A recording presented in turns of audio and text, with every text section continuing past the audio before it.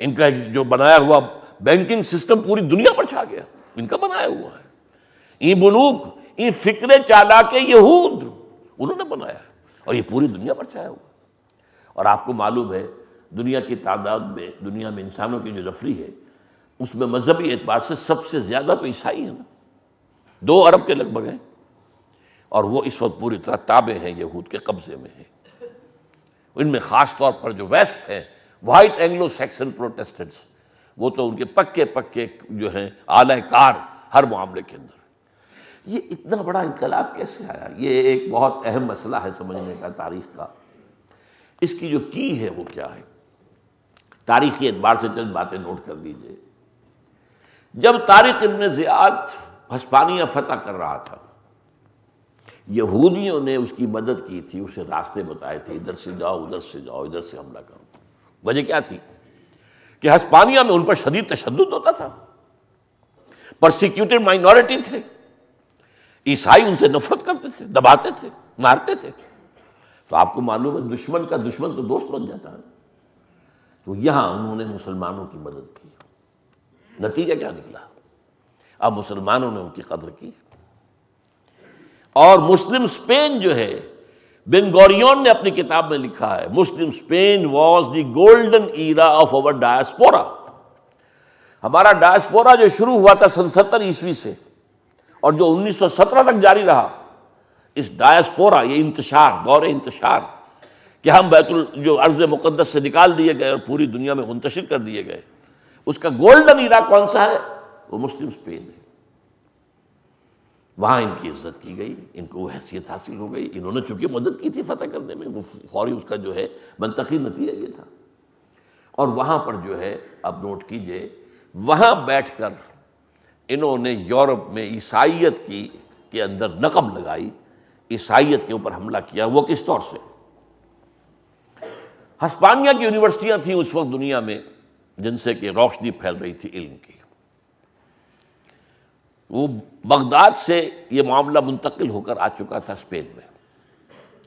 یہاں پہ بڑی بڑی کورڈووا، گریناڈا، تولیتلا، جسے ٹولیڈو کہتے ہیں، ٹولیڈو، گریناڈا، اس کی بڑی بڑی یونیورسٹیاں تھیں. یہ علم کا، تہذیب کا، تمدن کا، روشنی کا بہت بڑا مرکز ہسپانیہ. اب یہاں پر سے جو یونیورسٹیوں سے پڑھنے آتے تھے، بالکل قریب میں جو ممالک ہیں وہ کون سے ہیں؟ ہسپانیہ کے ساتھ لگا ہوا فرانس ہے، جہاں مسلمان داخل ہو گئے تھے. فرانس کے ساتھ ملا ہوا جرمنی ہے. اور نیچے ایک ٹانگ کی نیچے شکل نکلتی ہے اٹلی کی. خاص طور پر ان 3 ملکوں سے نوجوان آتے تھے پڑھنے کے لیے. لیکن جس طرح ہمارے نوجوان جاتے ہیں امریکہ یا انگلینڈ، لیکن بدقسمتی سے ہمارے نوجوان وہیں کے ہو کے رہ جاتے ہیں. یہ آئے ہیں واپس اپنے ملکوں کے اندر. انہوں نے آ کر یہودیوں نے وہاں پر، اور وہاں پر وہ بہت اچھی حالت میں تھے، ان کے اندر کچھ خیالات کے جراثیم پیدا کیے. وہ جراثیم لے کر یہ اپنے اپنے ملکوں کو واپس آئے. ان جراثیم کے ذریعے سے ان 3 ملکوں کے اندر 2 تحریکیں اٹھی: اصلاح مذہب، ریفارمیشن، اور رینیسنس، احیاء العلوم. اب احیاء العلوم کی تحریک کا بھی نتیجہ یہ نکلا، جب فزیکل سائنسز کو عروج ہونا شروع ہوا، اس کا ایک منطقی نتیجہ نکلا. انسان کی سوچ میں ایک تبدیلی آئی. بھئی یہ خدا ہے یا نہیں ہے یہ تو پتہ نہیں، یہ کائنات تو ہے نا، یہ تو ریئل ہے. خدا تمہارے اپنے ذہن کا تصور ہے، یا ہے یا ہے یا ہے نہیں ہے، کچھ نہیں، کوئی ثبوت تو نہیں ہے ہمارے پاس. لہذا توجہ کرو اس میٹیریل ورلڈ کے اوپر. ساری توجہ جو ہے فزیکل سائنسز کے اوپر اب اس اعتبار سے مرتکز ہو گئی. اسی طرح یہ روح کچھ ہے یا نہیں ہے کیا پتہ، کس نے دیکھی؟ کوئی وزن بھی اس کا نہیں کیا جا سکا آج تک. تو وہ روح کسے کہتے ہیں؟ یہ جسم تو ہے نا. Take care of this body, اس جسم کے لیے بہتری کا جو ہے، اس کی بہبود کا، اس کی تمام ضرورتوں کی فکر کرو. روح ہے یا نہیں ہے چھوڑو اس مسئلے کو. یہ بحث ایک منطقی سی بحث ہے. اسی طرح نمبر 3، کوئی اور زندگی ہے یا نہیں، لائی آفٹر ڈیتھ، کیا پتا ہے کہ نہیں؟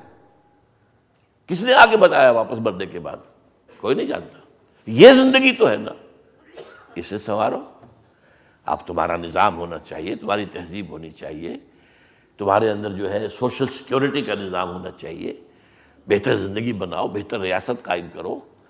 یہ 3 ورسز 3، اس پر میرا ایک کتاب چاہے اسلام کی نشرت ثانیہ کرنے کا اصل کام، کہ اس مغربی تہذیب کا جو مرکزی نقطہ ہے وہ کیا ہے۔ وہ یہ نہیں کہتے کہ ہم خدا کا انکار کرتے، کیا پتہ بھائی ہے یا نہیں ہے، ٹھیک ہے ہوگا، we don't say he is not their, لیکن یہ کہ کچھ ثبوت تو نہیں ہے نا۔ کائنات ہے اصل شے، اس پر توجہ کرو۔ روح ہے یا نہیں، ہم نہیں کہتے کہ نہیں ہے، ہوگی، لیکن جسم تو ہے نا، اس میں تو اختلاف نہیں ہے، تو ساری توجہ اس پر کرو۔ یہ حیات دنیاوی تو ہے نا، اس کا کوئی انکار کر سکتا ہے؟ اس کا تو کیا پتہ ہے یا نہیں، آخرت کی خبر خدا جانے۔ تو یہ ہے اصل میں شفٹ آف ایمفیسس، ذات باری کی بجائے کائنات، روح کی بجائے جسم، حیات اخروی کی بجائے حیات دنیاوی۔ اور دین اور مذہب کا مرکزی نقطہ کیا ہے کہ اصل زندگی آخرت کی زندگی ہے۔ وَإِنَّ الدَّارَ الْآخِرَةَ لَهِيَ الْحَيَوَانُ لَوْ كَانُوا يَعْلَمُونَ۔ تو مذہب کی جڑ کٹ گئی کہ نہیں کٹ گئی؟ یہ سارے اثرات اصل میں اس رینیسنس کی اس موومنٹ کے اندر، اور اس میں یہودیوں کا فکر جو ہے، اور وہ عیسائیت کو کرپٹ کرنے کے لیے، معاشرے کو کمزور کرنے کے لیے انہوں نے یہ چالیں چلی۔ اصلاح مذہب میں انہوں نے کیا کیا؟ یہ کیا ہے؟ یہ جو ہے پوپ مختار مطلق بن کے بیٹھا، وہ نہیں بھائی، بائبل ہے تمہارے سامنے، بائبل پڑھو، this is the word of God. Pope تو ایک انسان ہے نا۔ تو پائیت کے خلاف بغاوت، یہ ریفارمیشن ہے۔ پوپ جب تک تھا ایک نظام تھا ان کا مذہبی، لیکن یہ کہ اب اس نے بغاوت کروائی۔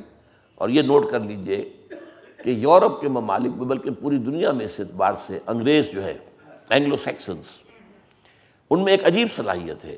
ایک طرف یہ اپنی روایت کو بھی پکڑے رکھتے ہیں مضبوطی سے، لیکن ہر نئے آئیڈیا کو بھی لینے کو تیار ہوتے ہیں، اس کو اپنے اندر انکارپوریٹ کر لیتے ہیں۔ یہ نہیں کہ پہلی چیز کو ختم کر کے دوسری شروع کی جائے، پہلی بھی رہے، ہماری روایات ہیں۔ آج تک بادشاہت بھی رکھی ہوئی ہے اور بہترین جمہوریت بھی ہے، لیکن بادشاہت ہے، علامتی کہہ لیں، سمبولک کہہ لیں، لیکن رکھی ہوئی تو ہے نا۔ فرانس میں تو خاتمہ ہوا، جرمنی میں خاتمہ ہوا، ہر جگہ خاتمہ ہوا، یورپ میں اور کئی ممالک میں بھی ہے، لیکن اس میں سب سے زیادہ جو ہے ان انگریزوں میں ہے۔ انہوں نے اس سارے تھاٹ کو قبول کیا سب سے آگے بڑھ کر، اور پہلی بغاوت جو پوپ کے خلاف ہوئی یورپ میں، وہ انگلینڈ میں ہوئی۔ چرچ آف انگلینڈ قائم ہو گیا علیحدہ، nothing to do with the Pope, we are independent. تو وہ جو ایک مرکزیت تھی ان کے نظام میں، اس کو ختم کر دیا۔ پھر انہوں نے توجہ کر دی کہ بائبل پڑھو۔ اب جب بائبل پڑھتے ہیں تو آپ کو معلوم ہے بائبل میں اتنا حصہ اگر ہے اولڈ ٹیسٹمنٹ کا، تو اتنا سا حصہ ہے نیو ٹیسٹمنٹ کا۔ عیسائیت کا تعلق نیو ٹیسٹمنٹ سے ہے، یہودیت کا تعلق سارا کا سارا اولڈ ٹیسٹمنٹ سے ہے۔ تو اب عیسائیوں پہ آنکھیں کھلی کہ اصل شے تو یہ ہے، اصل تو یہی قوم ہے، ابراہیم کی اولاد یہ ہے، یہ اسحاق اور یعقوب کی اولاد ہے، ان کو اللہ تورات دی گئی۔ تو اس سے جو یہودیوں کی ایک جو ان کی ایک ذہنی، فکری، مذہبی جو ہے، ان کے اوپر ایک رعب کی کیفیت طاری ہوئی، اور ایونجلزم شروع ہوا، سارا زور بائبل پر، ایونجلسٹ ایک بڑی تحریک اٹھی۔ تو یہ 2 کام ہوئے ہیں جن کو وہ اصلاح مذہب کہتے ہیں۔ تیسرا کام جو کیا ہے، یہ نوٹ کر لیجئے، اب یہ حقائق ہیں۔ اس پورے دور میں یورپ میں جو بڑے بڑے فلسفی ہیں سب یہودی، بڑے بڑے سائنسدان سب یہودی، ڈارون ہے تو یہودی ہے، مارکس ہے تو یہودی ہے، آئنسٹائن ہے تو یہودی، سب کے سب یہودی۔ ذہانت ان کے پاس ہے، اگرچہ اس کا سب سے بڑا مصرف یہ سازشوں کے اندر کرتے ہیں، سازشیں بنانے میں، ایول جینیس، اس میں شک نہیں کہ ذہانت آج بھی ہے ان کے اندر۔ آج بھی آپ جا کے امریکہ میں دیکھ لیجئے، جتنے تعلیمی ادارے ہیں وہاں پہ، پروفیشنل ادارے ہیں، ان کے اندر ٹاپ کے اوپر تو یہودی بیٹھا ہوا۔ تو اس طریقے سے وہ گویا کہ کنٹرول کر رہے ہیں، نہ صرف مالیاتی کنٹرول ہے، ان کا ذہنی کنٹرول ہے، ان کا علمی کنٹرول ہے، ان کا دبدبہ ہے۔ تو اس اعتبار سے انہوں نے یورپ میں ایک نئی فکری جو ہے تحریک شروع کر دی۔ اسلام نے سکھایا تھا حریت، آزادی، کوئی انسان کسی انسان کا غلام نہیں ہے۔ انہوں نے کہا آزادی اتنی، خدا سے بھی آزادی، مذہب سے بھی آزادی، یہ جو لبرلزم کی تحریک چلی ہے، آزادی، آزاد خیالی، آپ کے جو جی میں آئے کہو، جو گلے میں جو آئے وہ تانے اڑاؤ، لبرل۔ نمبر دو، اس کے اندر سیکولرزم کا زہر جو گھولا پہلے انہوں نے گھولا ہے۔ مذہب کو علیحدہ کر دو، سیاست کو علیحدہ کر دو۔ اگر مذہب اور سیاست ایک رہتے ہیں تو شہریت اس مذہب والوں کی ہی ہوگی، دوسروں کی تو نہیں ہوگی، دوسرے مائنورٹی ہوں گے۔ اس کو ایک دوسرے سے علیحدہ کر دیا، اب تمام شہری برابر ہیں۔ پہلے یہودی کی حیثیت کوئی نہیں تھی، اب سیکولرزم میں یہودی برابر ہے۔ اب ظاہر بات ہے جب سے اس کو سیاسی طور پر برابری حاصل ہو گئی تو اس نے اس کا بھرپور فائدہ اٹھایا۔ لبرلزم، سیکولرزم، اور نمبر دو، سود کی ایجاد۔ سود کی اجازت ہے تو ہمیشہ سے دنیا کے اندر سود، لیکن سود حرام رہا اسلامی شریعتوں کے اندر، تورات میں بھی حرام ہے۔ آج بھی جو پریکٹسنگ یہودی ہیں وہ ایک دوسرے سے سود نہیں دیتے، سود کو حرام سمجھتے ہیں۔ یہ تو جینٹائلز کو کہتے ہیں ہاں ان سے لینا جائز ہے، ان کو تو لوٹو کھسوٹو۔ یہ جینٹائلز جو ہیں یہ تو اصل میں انسان نہیں ہے، یہ انسان نما حیوان ہے، انہیں گوئمز بھی کہہ دیتے ہیں، جینٹائلز بھی کہہ دیتے ہیں۔ انسان تو صرف ہم ہیں، مکمل انسان صرف یہودی ہے۔ ہر غیر یہودی انسان کوئی بھی ہو، جینٹائلز یا گوئمز، یہ حیوانات ہیں۔ حیوانات سے فائدہ اٹھانا آپ کا کام ہے نا۔ گھوڑے کو آپ ٹانگے میں جوتتے ہیں، وہ کوئی احتجاج کر سکتا ہے؟ آپ بیل کو ہل میں لگا دیتے تھے، وہ بیچارہ احتجاج کر سکتا تھا؟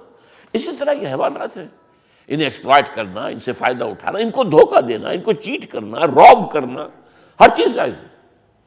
قرآن مجید میں بھی ہے لیس علینا فی الامیین سبیل، ہمارے اوپر کوئی مواخذہ ہی نہیں ہے ان امیین کے بارے میں۔ ہم جس طرح چاہیں دھوکہ دیں، جس طرح چاہیں ان پر فریب کریں، جس طرح چاہیں انہیں لوٹیں، ہمیں حق حاصل ہے۔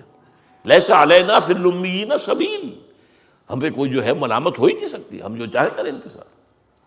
تو اس اعتبار سے انہوں نے بینک کی اجازت لی سود کی۔